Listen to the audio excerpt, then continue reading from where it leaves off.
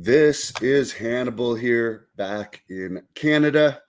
And I have to say that I have to do a review on this because it was just bizarre. I heard Dave Meltzer talk about he said it was a bottom of the barrel this Pierce Morgan, Vince McMahon discussion panel. I personally, and by the way, the Red Observer people did not like this. I really did not like it either. I could not make it all the way. I watched it because I have liked some of Pierce Morgan's interviews. This was horrible. This was really horrible. As the experts, they had Maven, who great self promoter, but the fact is he was only actually in the wrestling business for like 4 years, and he's best remembered as the winner of the first Tough Enough along with Nydia. And I didn't even remember his drag on The Undertaker, but I guess that's what other people remember him for. He once kicked The Undertaker in the Royal Rumble. But apparently massive wrestling expert now. To my knowledge, I don't know if he worked he definitely didn't work the indies before. I don't think he did much in the indies after. But he is a successful person and a great self-promoter. They had Vince Russo on. He had worked closely with Vince McMahon. I understand Vince Russo. Jonathan Coachman. He was in WWE a long time. Backstage interview Cheryl Arnault, who I've never heard of before in my life. Some of you may have. I have no recollection of ever seeing her before. And then also had Phil Mushnik on, who is notorious for being anti-WWE. One thing that no one brought up in this that I find weird when they talk live, Phil Mushnik has all this heat with WWE. He's related to Sam Mushnik, the St. promoter that Vince pretty much put out of business. No one even brought that up, which I find funny. That's clearly why he hates WWE. Granted, there has been some shade that's gone on over the years, but the funny thing is when Mushnik is on this, a lot of stuff he's talking about happened before any of these people ever worked for WWE. And a lot of it has been, at some point I had to turn it off because it was just getting so stupid. So it was disappointing. I wouldn't recommend anyone to watch this. As at one point, Phil Mushnik, WWE had a pedophilia ring going on. I don't even know if you could say that if there was never any criminal charges filed. One ring boy got a settlement at one point. For what I understand, about $50,000.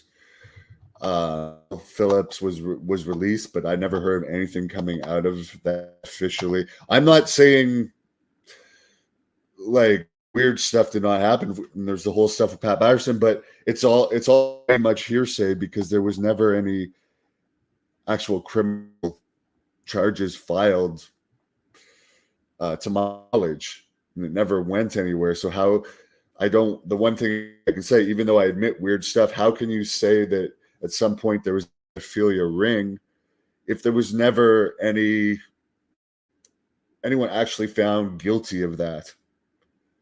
That's just hearsay. So I found it weird that he was saying that.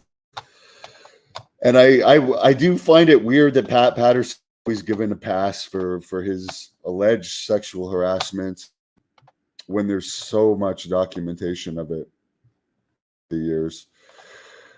And the one interesting thing came out of the Don Morocco interview, he alleged that Pat Patterson's his boyfriend, his longtime boyfriend Louis, and Vince McMahon were an unofficial threesome couple. I found that interesting. That's Don Morocco's hearsay. Anyways, guys, I wouldn't recommend anyone watch this Pierce Morgan episode. He's done some interesting interviews. I watched his Jessica interview. His Gene Simmons interview was good. This is unwatchable. And again,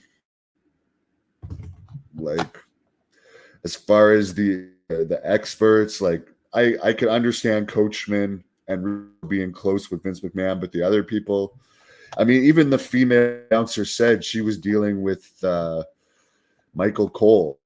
She wasn't even dealing with Vince McMahon directly because she was so low on the total. So why? I guess they just wanted a girl. You know, a better one would have been Mike McGurk, the longtime female announcer for Vince. She would have had a lot more ability. By the way, I just have to say one thing. I met and spent some time with Rita Chatterton. I guess first official incident with Vince was her alleged rape in a limousine when she was the first female official. One thing I just want to compare her to Janelle Grant. Janelle Grant has publicizes everything.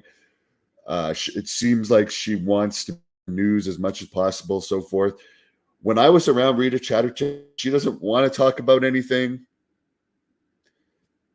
She seems like a sincere person. And I get the vibe from her that something bad did happen to her and it may have her, and she doesn't want to talk about it. I find her credible. Things weird stuff didn't happen with Janelle Grant, but it seemed to go on for an awful time with Janelle Grant, who also had a boyfriend at the time.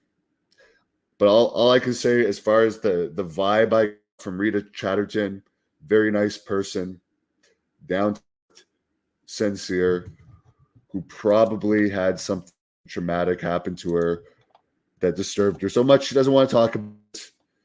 And if there was anything resolved, she's definitely respecting the resolution of whatever happened with her. So thumbs down to this horrible Pierce Morgan thing. I hope Vince Russo got a good payday out of it as a friend of his, and I hope he got some publicity out of it. Cheers.